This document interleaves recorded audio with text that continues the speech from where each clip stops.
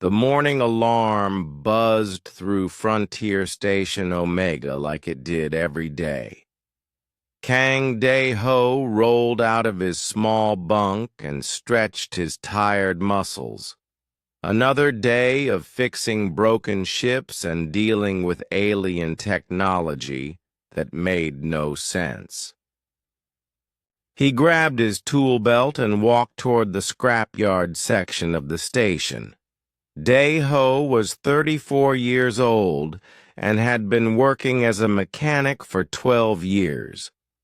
He was good at his job, maybe too good. Other mechanics called him crazy because he could fix things that should not work. He mixed human parts with alien parts and somehow made them better than before. The station boss liked him because he saved money. The other workers thought he was strange.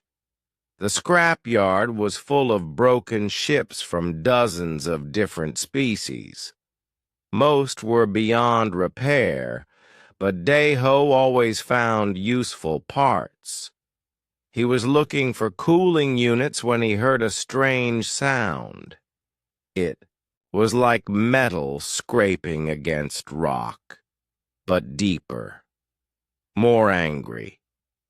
He followed the sound past the usual piles of junk. In the far corner, behind a mountain of twisted hull pieces, he found something that made him stop breathing for a moment. A dragon ship. Not just any dragon ship, but one that was still smoking from a recent crash. Dragons were the most powerful species in known space. Their ships were works of art and science that humans could barely understand. This one was beautiful, even while broken. The hull was deep red with gold markings that seemed to glow, but it was cracked in dozens of places, and green fluid leaked from the engines. The scraping sound came again. Something was moving inside the ship. Day-ho had never seen a real dragon before. Most humans never did. Dragons kept to themselves and thought other species were beneath them. They had their own worlds, their own trade routes, their own everything. What was one doing here? Crashed in a human scrapyard. He climbed carefully over the debris and found a hole in the ship's side. The metal edges were sharp and still hot. Inside, he could see movement in the shadows. His heart was beating fast, but his curiosity was stronger than his fear. "Hello?" he called softly. "Are you hurt?" The movement stopped. Then came a voice like wind through mountain caves. Cold and proud, but with pain underneath. "Go away, little human. This does not concern you." The voice was female.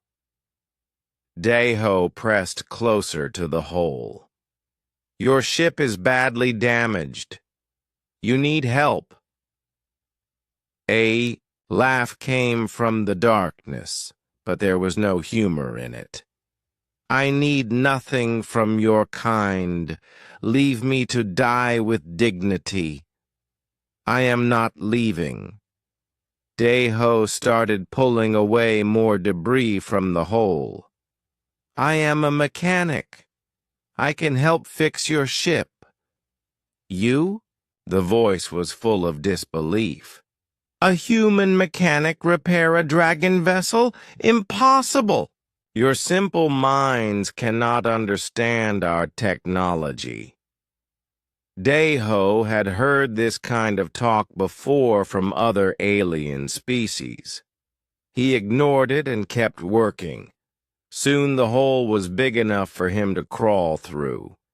He pulled out his light and shined. it into the ship.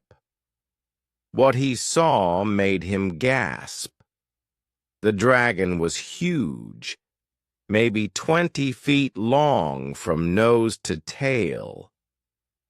Her scales were the same deep red as her ship, but they looked dull and dry. She was thin, too thin. Her wings were folded against her sides, and one looked damaged. Her golden eyes glared at him with fury and pain, but she was magnificent. Even hurt and angry, she was the most beautiful creature Day-Ho had ever seen. "I told you to leave," she said. Her teeth were like white daggers. "What is your name?" Day-Ho asked instead of leaving. The dragon stared at him for a long moment. "Hye-Jin of the Crimson Scale Clan." "Not that it matters anymore. I am Day-Ho, and it does matter." He looked around the ship's interior. It was like nothing he had ever seen. The walls seemed to be alive, pulsing with soft light. The controls were made of crystal and metal flowing together like liquid made solid. "How long have you been here?" 3 days. My life support will fail soon." Hye-Jin's voice was getting weaker. "When it does, I will die as I lived. Alone." "Why are you alone? Where is your clan?" Hye-Jin's eyes flashed with anger and shame. "They cast me out. I am defective, useless. A dragon who cannot breathe fire is no dragon at all." Day-Ho frowned. "You cannot breathe fire?" "I breathe only frost and ice. Cold death instead of burning glory. My clan decided I was a mistake that needed to be corrected." She closed her eyes. "So they sent me away to die quietly, where I would not embarrass them further." "That is terrible." Day-Ho meant it. He had been rejected by people before, but never by his own family. "But you are not dead yet. Let me look at your ship." "Why would you help me?" Hye-Jin asked. "I am nothing to you, less than nothing." Day-Ho shrugged. "Because you need help, and because fixing impossible things is what I do best." He spent the next hour crawling through the ship, taking notes on his tablet. The damage was worse than he thought. The main engines were cracked. The life support system was running on backup power that would not last much longer. The navigation computer was completely destroyed. But Day-Ho had fixed worse things before. Maybe not dragon ships, but broken was broken. And every machine, no matter how advanced, followed certain basic rules. When he crawled back to where Hye-Jin lay, she was watching him with curious eyes. "Well?" she asked. "It will take time," Day-Ho said honestly. "And I will need to use some human parts mixed with your dragon technology, but I think I can fix it." Hye-Jin snorted. "Human parts in a dragon ship? That is like putting mud in a crystal." "Goblet." "Sometimes mud is exactly what you need," Day-Ho said with a smile. "Trust me." Trust? Hyejin looked at him like he had said something impossible. You are asking a dragon to trust a human. I am asking someone who needs help to trust, someone who wants to give it. Daiho stood up and dusted off his clothes. I will start tomorrow. Try to rest. As he climbed back out of the ship, he heard Hyejin whisper something behind him. It sounded like, "Thank you." But dragons probably did not say such things to humans. He must have imagined it. That night, Daiho lay in his bunk and thought about the proud, broken dragon in the scrapyard. He had no idea if he could really fix her ship. Dragon technology was far beyond anything humans had created. But he had to try. After all, everyone deserved a chance to fly again. Daiho woke up before his alarm and grabbed his biggest toolbox. He also packed some food and water. If Hyejin had been alone for 3 days, she was probably hungry and thirsty. Dragons might be proud, but they still needed to eat. The scrap yard was quiet in the early morning.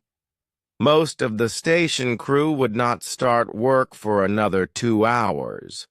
That gave Daiho time to work without curious eyes watching him. He was not sure how Captain Park So Young would react to finding a dragon on her station. He crawled back into the damaged ship. Hyejin was awake, watching the entrance with tired eyes. She looked worse than yesterday. Her scales had lost more color, and her breathing was shallow. "You came back," she said. She sounded surprised. "I said I would." Daiho set down his toolbox and pulled out a bottle of water and some protein bars. "When did you last eat?" Hyejin stared at the food like she had never seen anything like it. Dragons do not accept charity from lesser species. Good thing this is not charity. This is payment.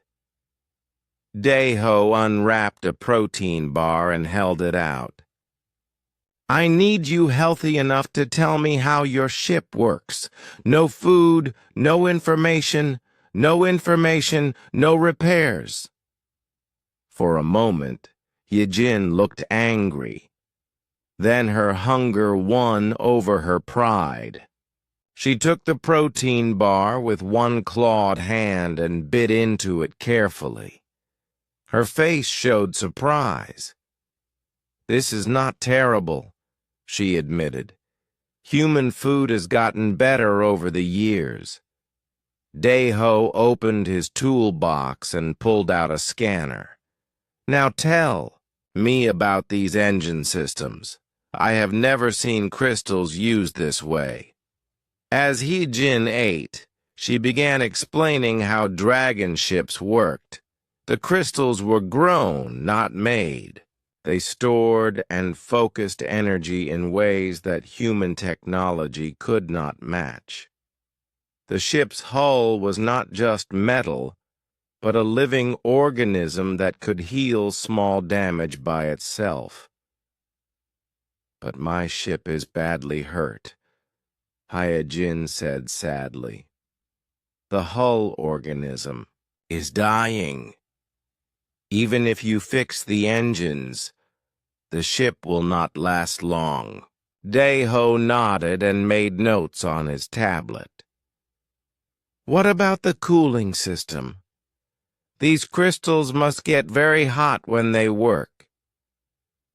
"The cooling system is built for fire-breathing dragons," Hyejin explained. It uses our flame breath to regulate temperature through heat exchange. But I cannot breathe fire. Her voice became bitter. I breathe only useless frost. Show me, Deho said. What? Show me your frost breath. I want to see what it does. Hyejin looked embarrassed. It is not impressive. Not like proper dragon fire. Show me anyway. Reluctantly, Hyejin opened her mouth and breathed out. Instead of flame, a stream of glittering frost came out. Where it touched the ship's walls, ice crystals formed in beautiful patterns. The temperature in the small space dropped quickly. Deho watched with growing excitement.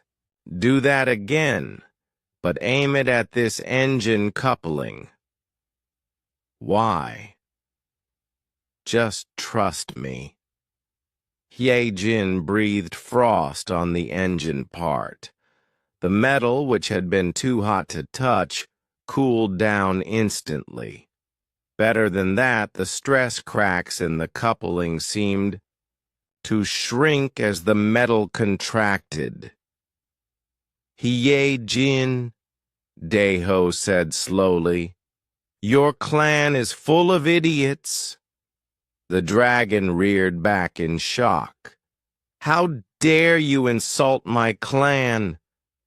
Your frost breath is not useless. It is better than fire for engine work.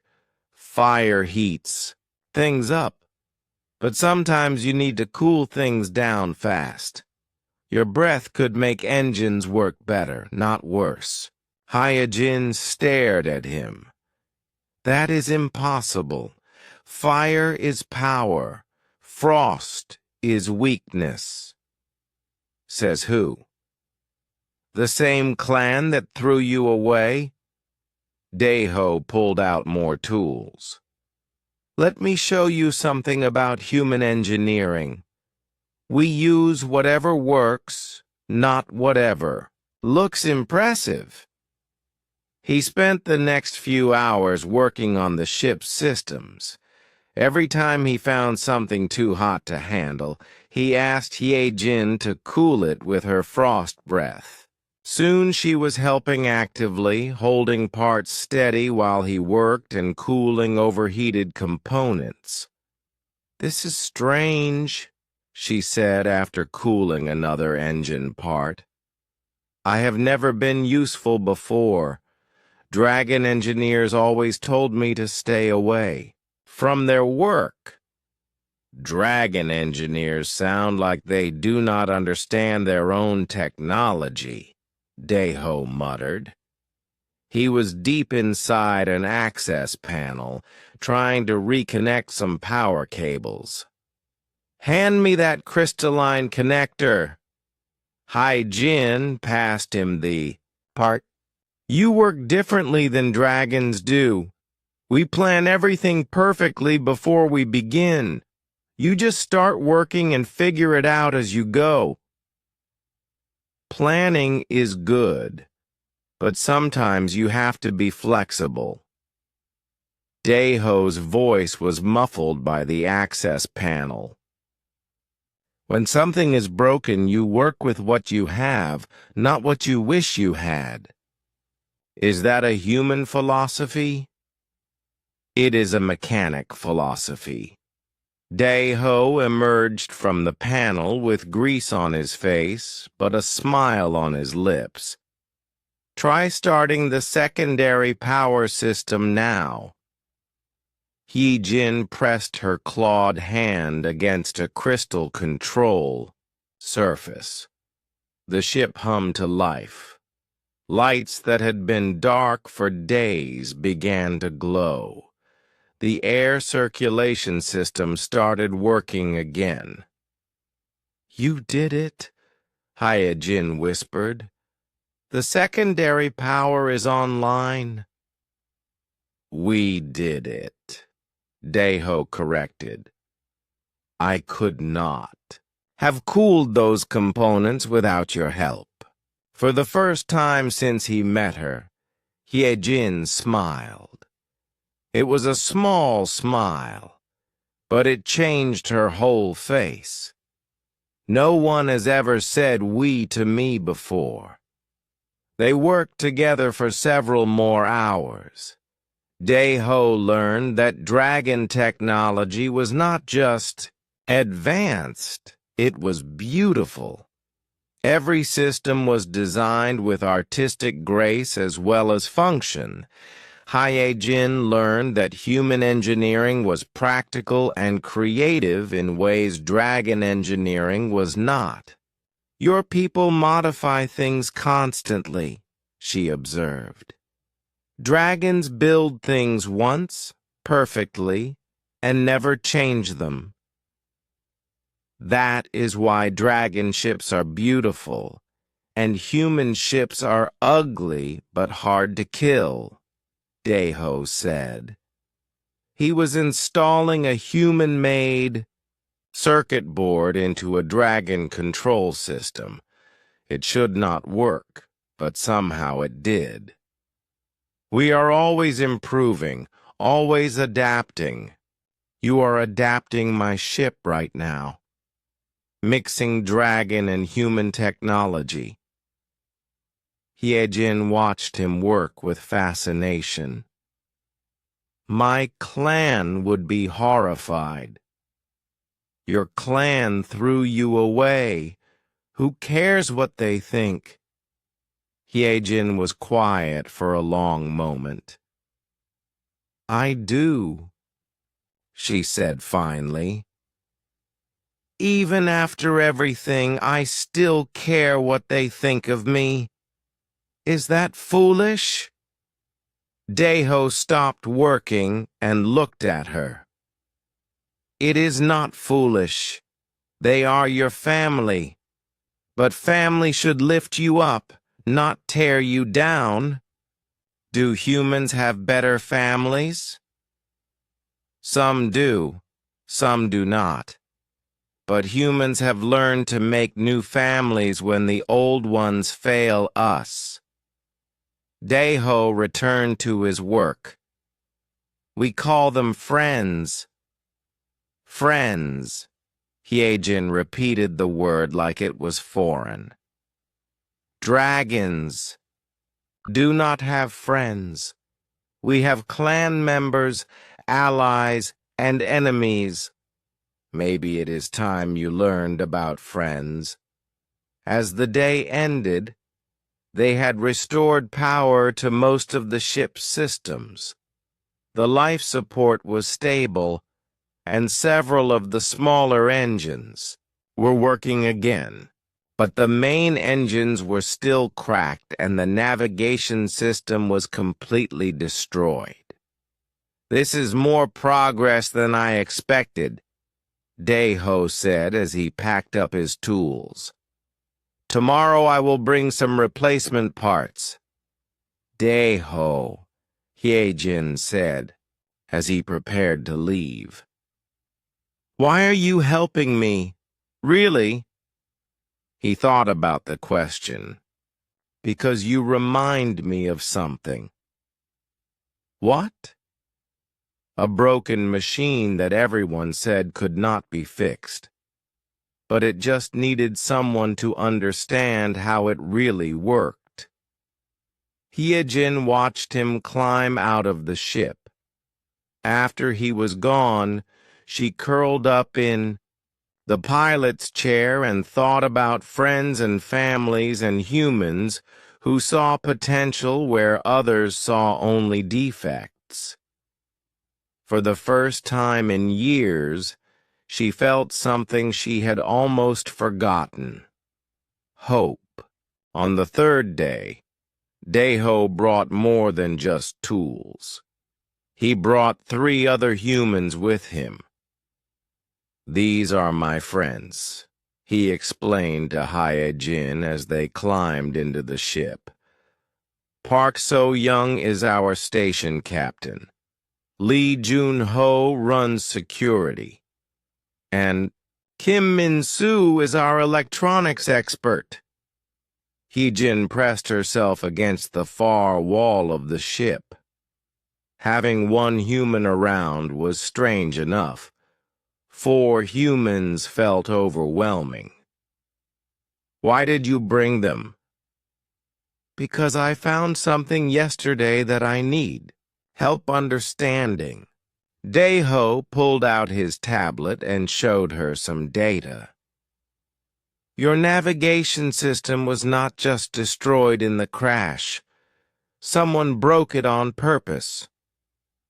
Captain Park stepped forward. She was a small woman with sharp eyes and gray hair. Mr. Dae-ho showed us the evidence. Your ship was sabotaged before you left Dragon Space. Hee-jin's golden eyes went wide. That is impossible. Who would do such a thing? Someone who wanted you dead, Security Chief Lee said grimly. He was a big man with scars on his hands from old fights.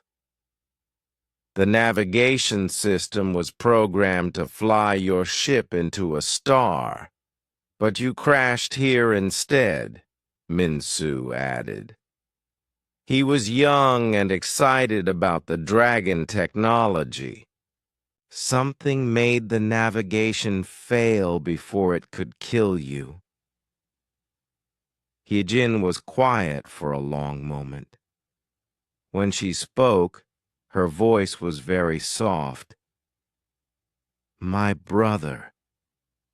Taemin gave me a good luck charm before I left. A small crystal that he said would keep me safe. Where is this crystal now? Captain Park asked. Hee-jin pointed to a small alcove near the pilot's seat. There, glowing softly, was a blue crystal no bigger than a human thumb. Min-soo scanned it with his equipment. This crystal is interfering with the navigation signals, he said with excitement. It probably saved your life by making the ship crash here instead of flying into the star. Taemin knew, Hee-jin whispered. Somehow, he knew someone would try to kill me. Do you know who might want you dead? Captain Park asked gently. Hee-jin thought carefully. There is my cousin, Nam Woo-jin. He always hated that I was born before him. In Dragon Clan's birth order. Matters for inheritance. If I die, he moves up in line to become clan leader someday. Would he really kill family for power? Lee asked. Dragons have been killing family for power since before humans learned to make fire, Hee-jin said sadly. It is our way. Captain Park made a decision. Then we need to fix your ship fast and get you somewhere safe. Why would you help me? Hee-jin asked. I am not human. I am not your responsibility. You asked for sanctuary on our station, Captain, Park said firmly. That makes you our responsibility. Humans protect those who need protection. Over the next several hours, all 4 humans worked on the ship. Captain Park helped organize the work. Lee provided security and watched for any dragon ships that might come looking. Min-soo worked on the complex electronics, and Dae-ho continued his impossible task of making human and dragon technology work together. This should not be possible, Minsu said for the 10th time. He was watching Dae-ho install a human-made computer core into the Dragon navigation system. These technologies are completely different. That is what makes it work, Dae-ho replied. He was using Hye-jin's frost breath to cool the connections as he made them. Dragon technology is perfect but inflexible. Human technology is messy but adaptable. Mix them together and you get something new. Something better, Hye-jin added. She was helping hold components steady while the humans worked. I never thought dragon ships could be improved, but your modifications are making mine faster and more efficient. How much faster? Captain Park asked. Maybe twice as fast as a normal dragon ship, Hye-jin estimated. The human cooling systems let the engines run much harder than usual. Lee looked up from the weapons systems he was examining. That might be important. I am picking up some long-range signals that worry me. What kind of signals? Captain Park asked. Dragon military frequencies. Someone is asking about missing clan members. Hye-jin's face went pale. They are looking for me, but they should not care if I live or die, unless someone needs to make sure you are really dead, Dae-ho said grimly. He continued working on the engines. How long do we have? Hard to say. Maybe a few days if they are just asking questions.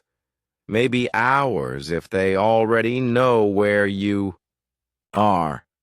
Captain Park made another decision. We need to prepare for the worst. Lee, get our defense systems ready. Minsu, help Dae-ho finish those engines. I need to call a staff meeting. As the captain left, Hye-jin looked confused. She is preparing to fight dragons? For me? That is suicide. Maybe, Dae-ho agreed. But humans are stubborn that way. When we decide someone is worth protecting, we protect them, even if it costs your lives? Especially then, Hye-jin shook her head in amazement. Dragons would never do such a thing. We fight for ourselves, not for others. That is probably why dragon clans throw away their own family members, Lee said bluntly. No loyalty, except to power. But that has always been our way, Hye-jin protested. Maybe it is time for a new way, Dae-ho suggested. He was deep in the engine systems, connecting the last of the human components. Try breathing frost on this main coupling. Hye-jin did as he asked. The engine coupling, which had been cracked and useless, suddenly came to life. The cracks sealed themselves as the metal contracted, and power flowed through the system like water through a new river. Main engines are online, Minsu reported with excitement. All systems are green. How is that possible? Hye-jin asked. Those engines were destroyed. They were overheated and cracked, Dae-ho explained. Your frost breath cooled them down, fast enough to let the self-repair systems work. Dragon technology is amazing when you understand how to use it properly.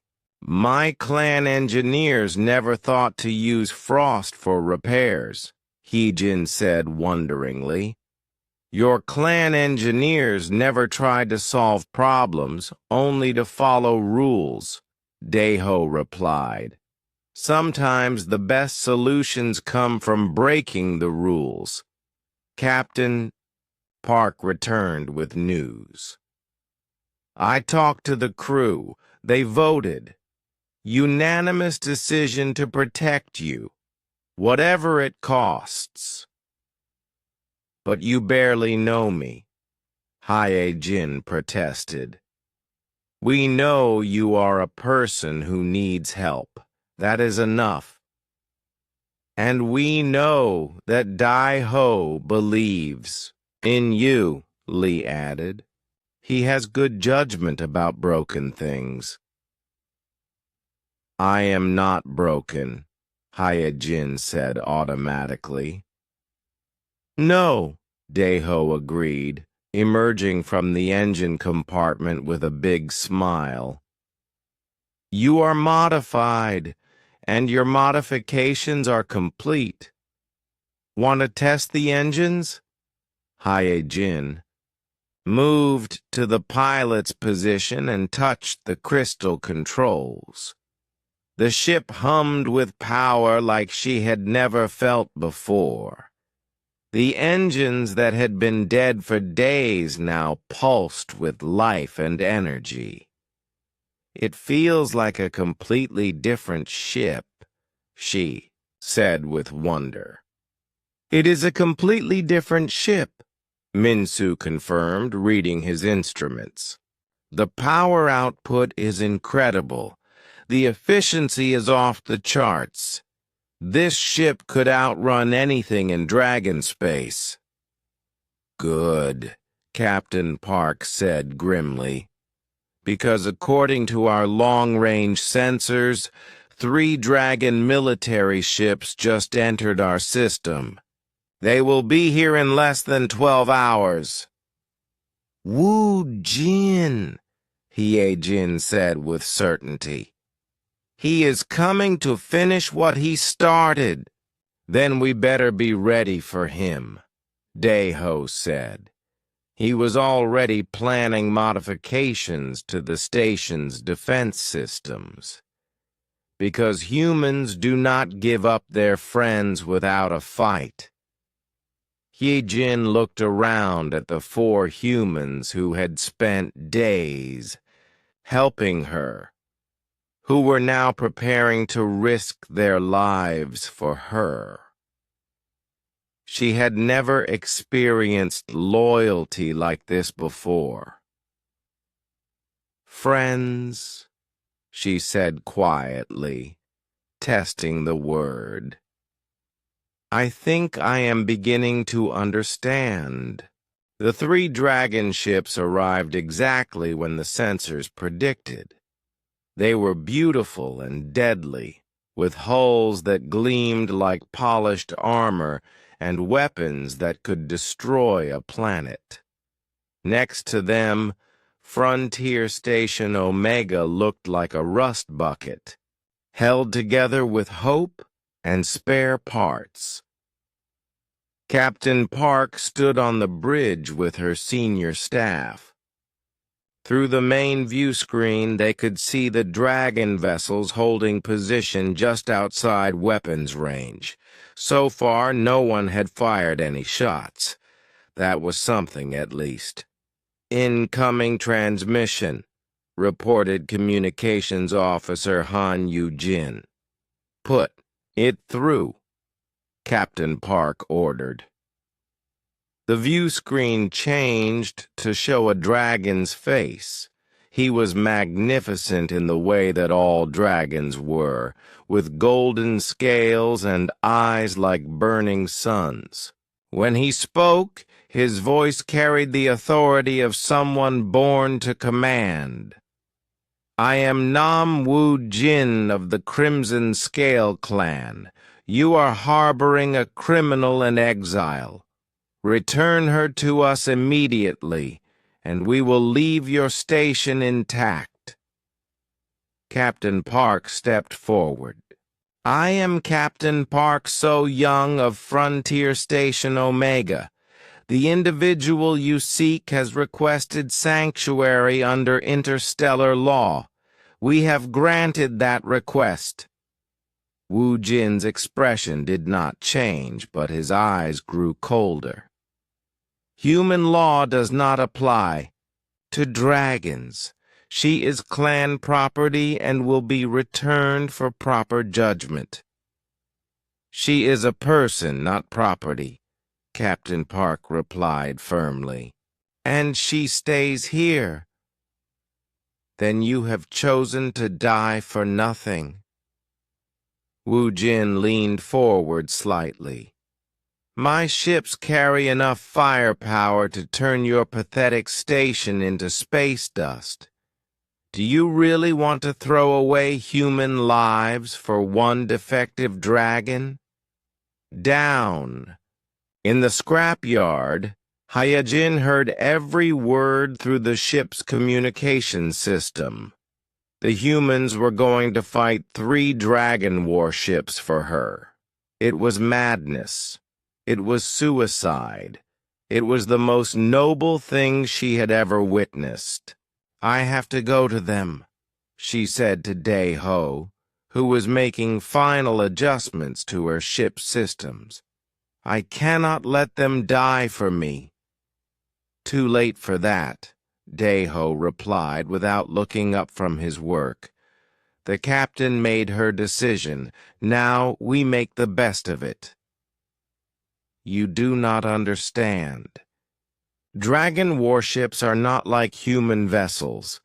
They have weapons that can cut through station hulls like paper, shields that can stop anything humans can fire at them. This is not a fight you can win. Maybe not, Dae-ho admitted. But we are not going to fight them the way they expect. He led her to an observation window where they could see the station's crew working frantically. They were doing something to the mining equipment, connecting power cables and making modifications that looked impossible. What are they doing? He-Jin asked. Turning our mining lasers into weapons. Connecting our ore processing systems to the station's main power grid, building traps in the asteroid field. Dae-ho smiled grimly. Dragons fight like champions. Humans fight like mechanics. I do not understand the difference.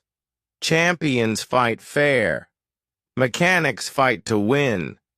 On the bridge, Captain Park was buying time. You say she is a criminal? What are the charges? She exists, Wu Jin replied coldly. That is crime enough for a defective. She should have died at birth instead of shaming her clan for 160 years. And you are here to correct that mistake? I am here to restore clan honor. Captain Park nodded slowly. I see. Well, before we begin shooting at each other, would you like to speak with her? One last chance to convince her to come willingly? Wu Jin considered this. Very well. But no tricks, human. My patience has limits. A few minutes later, Hyajin appeared on the bridge. She had cleaned her scales and stood as proudly as she could, but Dae-ho could see she was terrified. Still, her voice was steady when she spoke. Hello, cousin. Hyajin! Wu Jin's voice was filled with disgust. Look at you, accepting help from humans, hiding behind their weapons. You have no shame left at all. I have learned new things about shame, Hyjin replied. And about honor?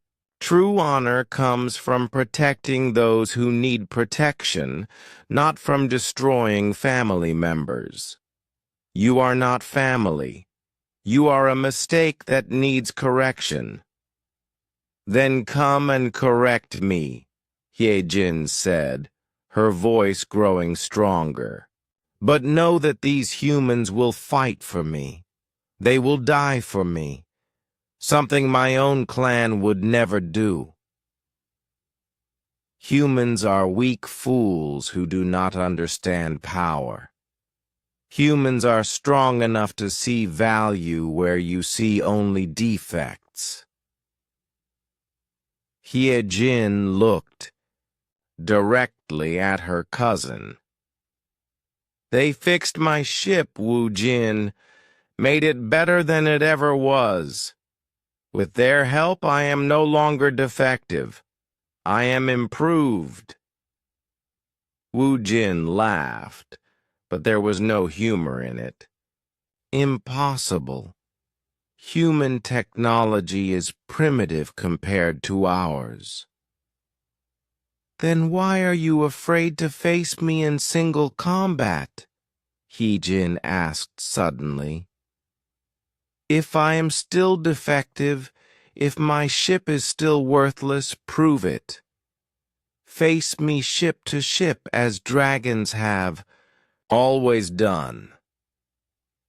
The challenge hung in the air like a thrown gauntlet. Wu Jin's eyes blazed with anger, but also with something else. Uncertainty. You challenge me? You? I challenge you.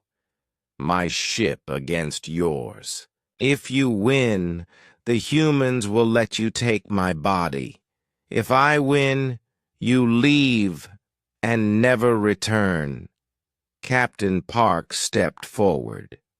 We did not agree to this. It is my choice, Hyejin said firmly. Let me face him as a dragon should. Wu Jin was quiet for a long moment. Then he smiled coldly. Very well. I accept your challenge. Prepare to die with honor, cousin. It is more than you deserve. The transmission ended. Captain Park turned to Hyejin with concern. Are you sure about this? His ship is a military vessel with full weapons and shields. My ship is something new, Hyejin replied. Something neither human nor dragon. Maybe that will be enough. Down in the scrapyard, Daeho was making final preparations. He had installed human targeting systems, human power distributors, and human tactical computers. But he had also done something else, something that no engineer had ever tried before. The weapons are ready, he told Hyejin as she settled into the pilot's seat. But remember, your frost breath is your secret weapon.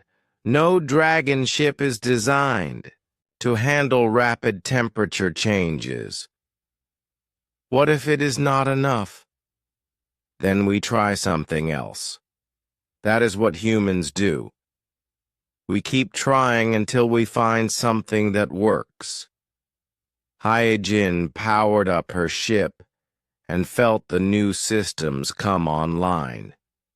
Everything felt different, stronger, more responsive, but she was still just one ship against a dragon warship.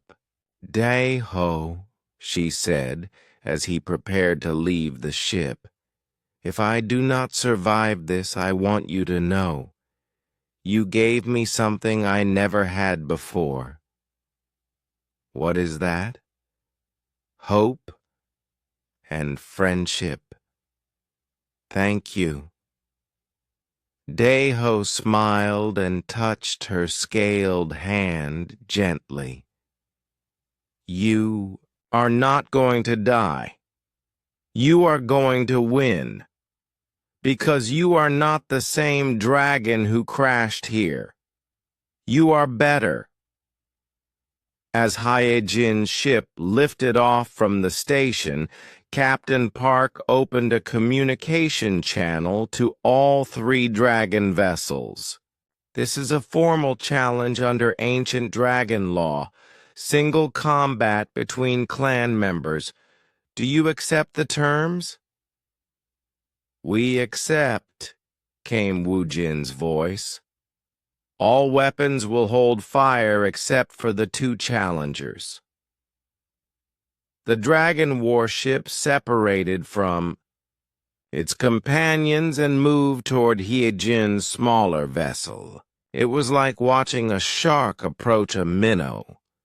But the minnow had teeth that the shark had never seen before. Ready?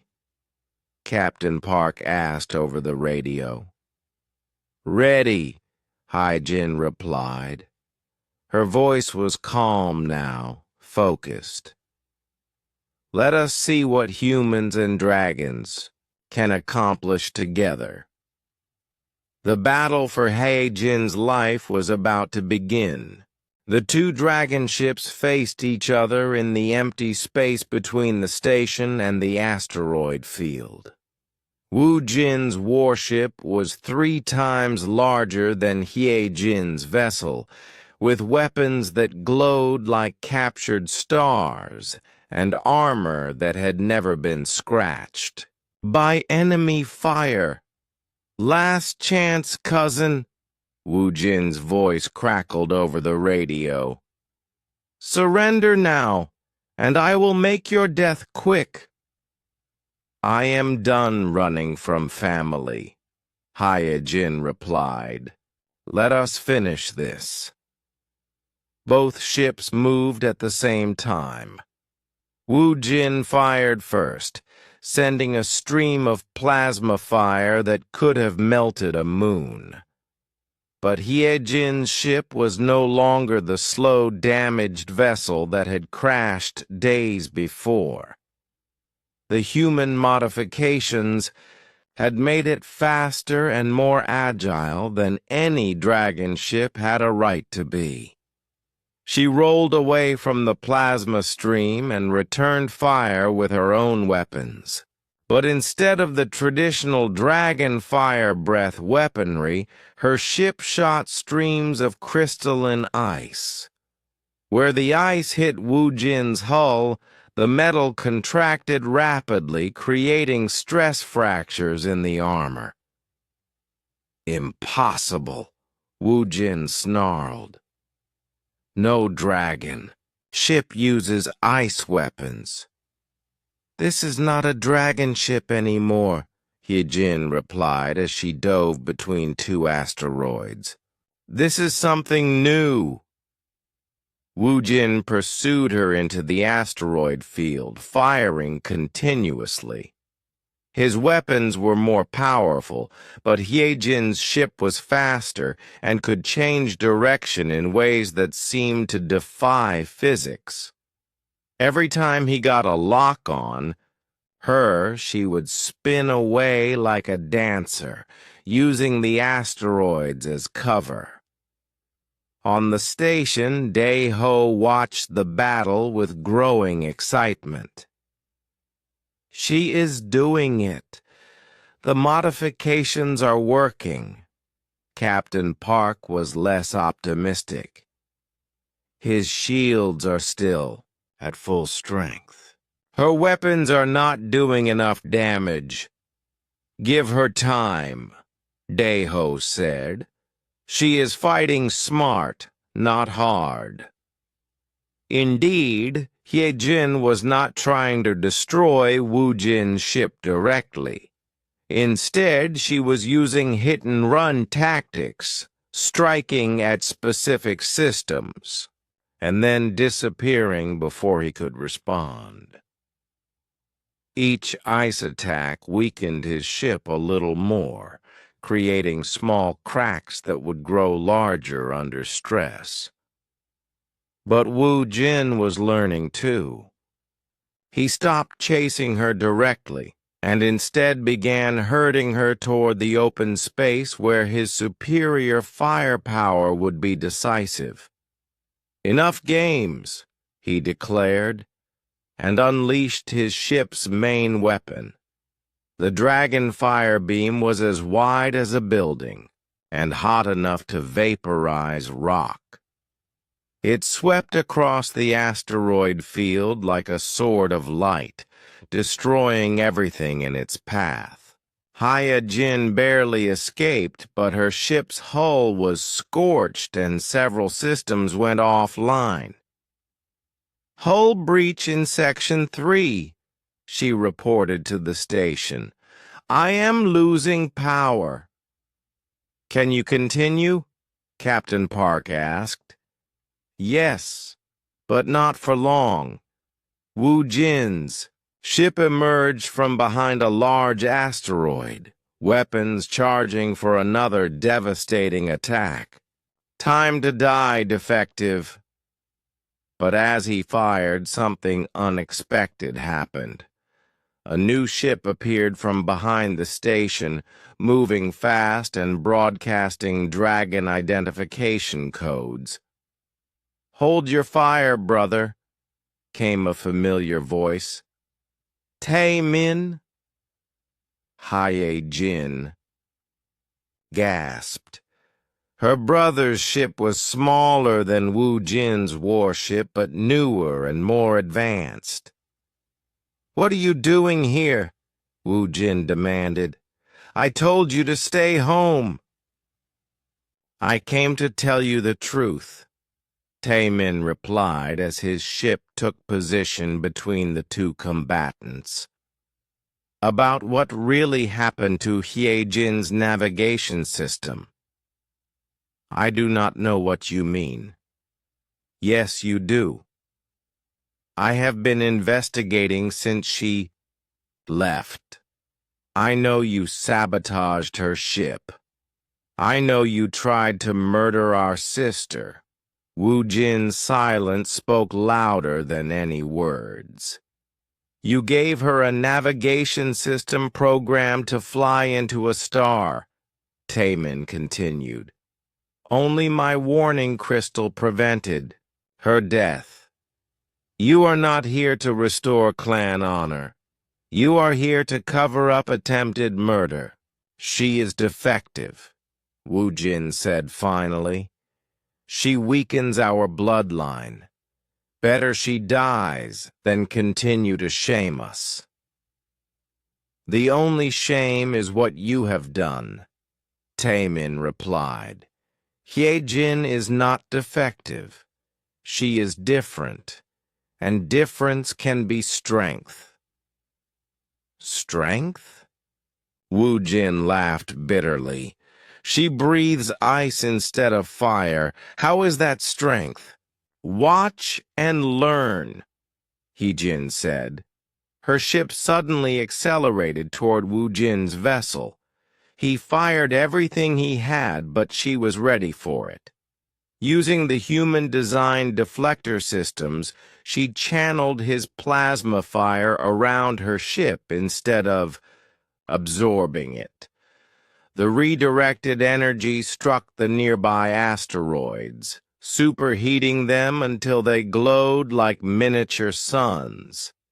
Then Hye Jin opened her ship's vents and breathed. The stream of frost that emerged was not the small puff she had shown Dae-ho days before. This was a weapon, a focused beam of absolute cold that struck the superheated asteroids and caused them to explode from thermal shock. The fragments, moving at incredible speed, peppered Wu Jin's ship like bullets. His shields flickered and failed. His armor cracked. His weapons went offline. "Impossible," he whispered. Improved, He-Jin corrected. She moved her ship to point-blank range, her ice weapons aimed at his bridge. Surrender, cousin. You have lost. For a moment it seemed like Wu Jin might yield. Then his pride took control. I will not be defeated by a defective and her human. Pets! He snarled. He activated his ship's self-destruct system. If I cannot have victory, I will have revenge. But Taemin was ready. His ship's tractor beam locked onto Wu Jin's vessel and dragged it away from both Hye-Jin and the station. When the warship exploded, it was far enough away to do no damage, except to Wu Jin's own ambitions. Brother? Hye-Jin said softly. Sister, Taemin replied. I am sorry I could not stop him sooner. You saved my life twice, once with your crystal, and again today. Captain Park's voice came over the radio. The other two dragon ships are powering down their weapons. It looks like they are leaving. They follow clan law, Taemin explained. The challenge is over. Hye-Jin has won her freedom.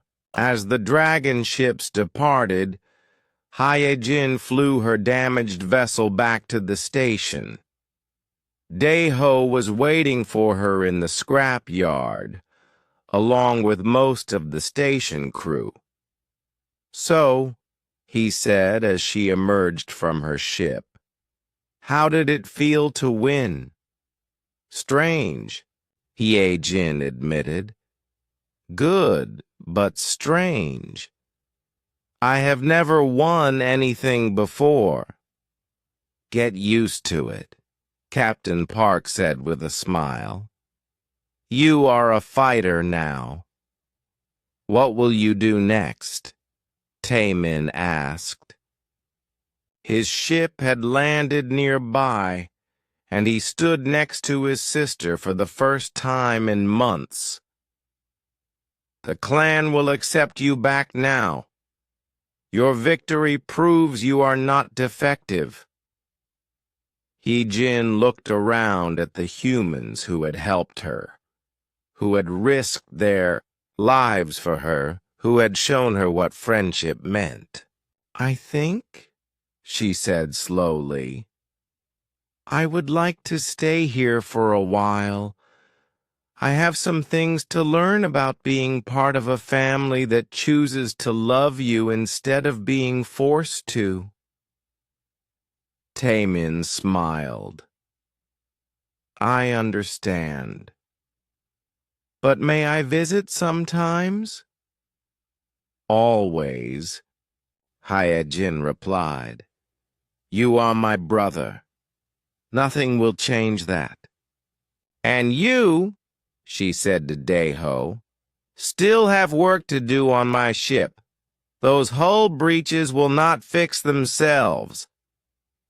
Actually, Dae-ho said with a grin, I have some ideas for improvements that will make your ship even better. Want to see? As they walked back toward the damaged vessel, Hye-Jin realized something important. For the first time in her 160 years, she was exactly where she belonged. Home. 3 months later, Frontier Station Omega looked very different. The scrapyard had been expanded and organized. New buildings housed workshops where humans and other species worked together on impossible projects. Ships arrived daily, bringing visitors who wanted to see the place where dragon and human technology had been successfully combined. Hye-Jin stood in the main workshop, watching Daeho train a group of young engineers from 6 different species. They were all working on the same project, learning to mix technologies that were never meant to work together. The secret, Daeho was explaining, is not to force different systems to be the same. The secret is to let them be different and find ways to make those differences into strengths. A young Zeltrani engineer raised a tentacle. But our mathematics show that Corvin power systems are incompatible with human computers. Your mathematics are right, Daeho agreed. They are incompatible, so we do not try to make them compatible. We build a translator between them. He held up a small device that glowed with soft blue light. This is what Hyejin and I call a harmony bridge. It does not change either system. It just helps them talk to each other. Like learning a new language, Hyejin added from where she was working on her own project. I learned to speak human. Daeho learned to speak dragon. Now, we can work together. The students nodded and returned to their work. Each team was trying to solve a different problem by combining technologies from their home worlds. Some would succeed, some would fail, but all would learn something new. Captain Park entered the workshop with a data pad in her hands. Hyejin, you have another message from the Crimson Scale clan. What do they want this time? Hyejin asked without looking up from her work. They are formally inviting you to return as Chief Technology Officer. Apparently, word has spread about your innovations here. Other dragon clans are starting to adopt human-dragon hybrid technologies. Hyejin finally looked up.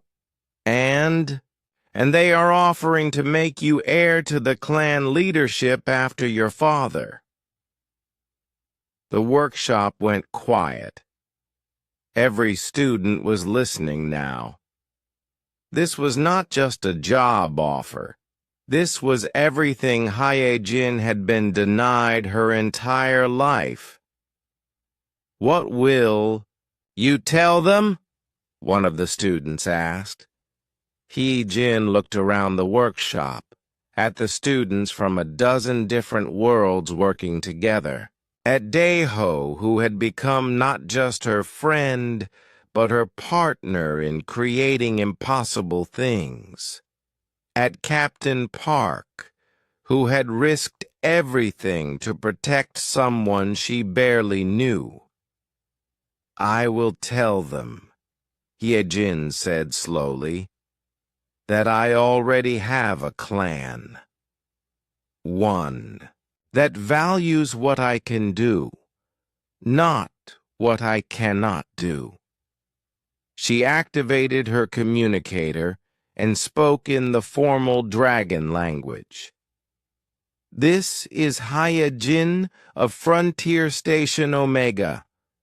I thank the Crimson Scale clan for their offer, but I must decline. I have found my place among friends who choose to stand together rather than family who cannot accept difference. The response came quickly. The clan insists. Your innovations bring honor to our name. You must return.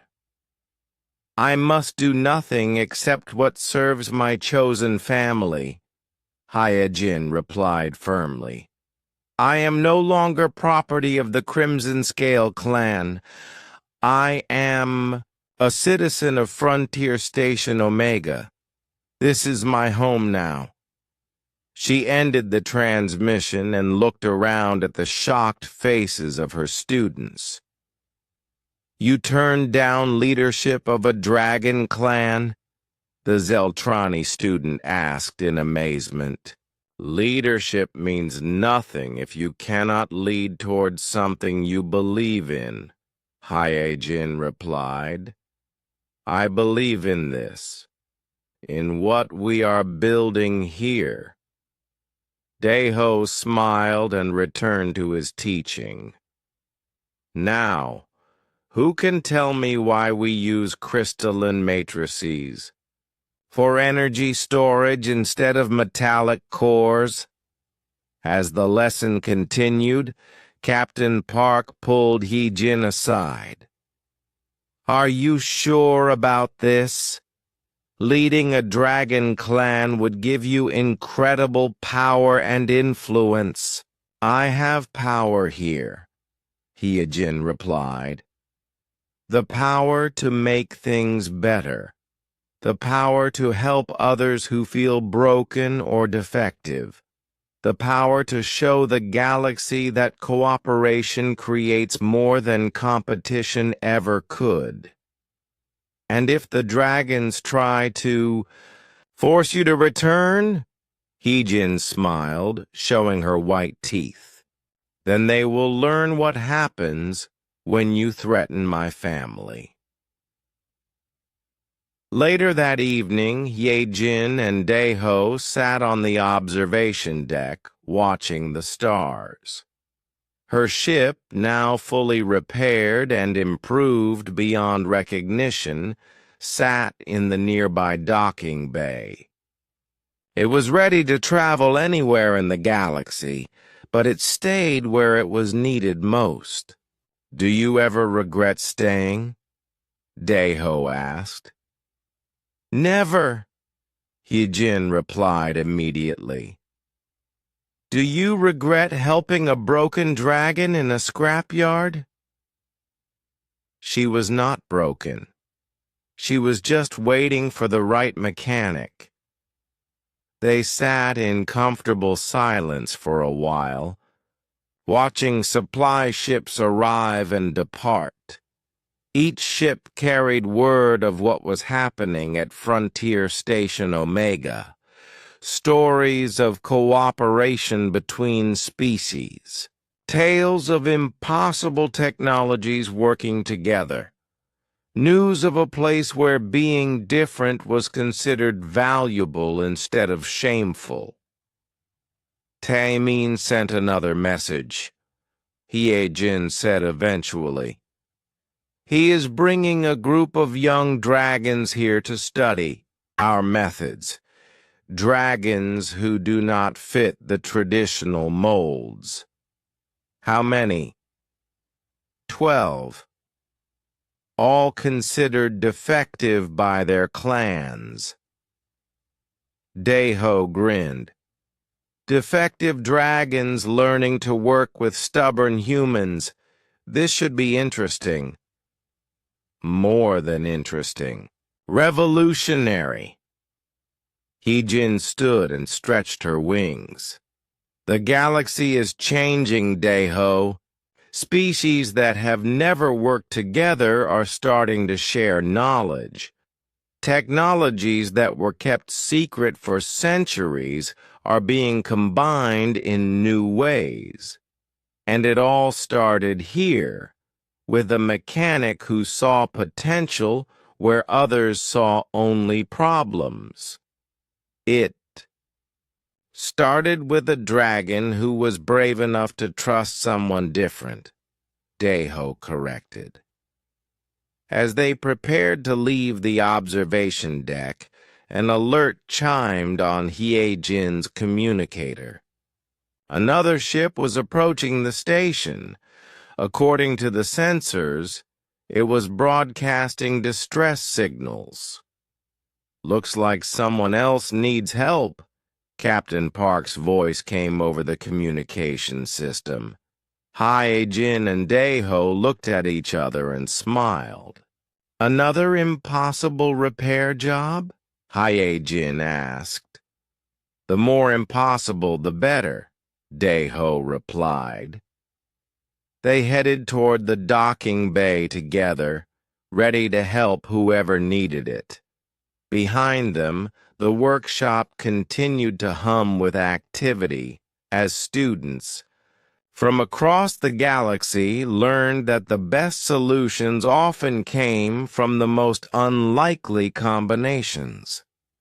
In the months and years that followed, Frontier Station Omega became legendary. It was the place where outcasts became innovators, where defects became improvements, where a human mechanic and a frost-breathing dragon proved that family was not about blood or species, but about choosing to stand together when it mattered most. And in the deep space routes traveled by merchants and explorers, when someone faced an impossible problem with no solution in sight, they would remember the story of He-Jin and Dae-Ho. They would remember that sometimes the most broken things, when fixed with love and creativity, became the strongest of all. The galaxy was vast and full of wonders, but perhaps the greatest wonder was what could happen when two very different people decided to be friends, and that was a lesson worth spreading to every star in the sky.